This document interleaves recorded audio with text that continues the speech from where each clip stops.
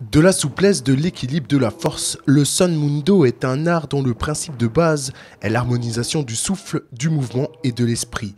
Un art martial zen dont les origines remontent à l'apparition du bouddhisme en Corée.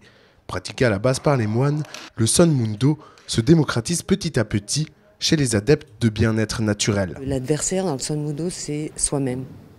Il n'y a pas un autre qu'on combat, on combat soi-même. Donc c'est toujours soi-même, sa concentration, sa volonté, son équilibre, sa pensée, voilà. Ça fait 1 an que j'en fais, c'est ma 2e année là. J'ai pas encore été voir un médecin et j'ai 57 ans. Ça détend bien la tête et surtout le corps. On a l'impression quand on sort du cours que c'est le matin qui commence et que voilà, on peut entamer une 2e journée, donc ça c'est sympa.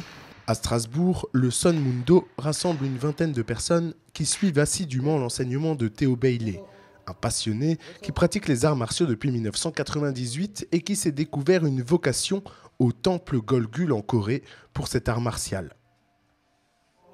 Au terme d'une formation au temple, il est aujourd'hui un des grands défenseurs du Sun Mundo dans le monde. Là-bas, c'est intégré complètement à la vie de tous les jours, à la vie des moines, et c'est une pratique méditative comme une autre.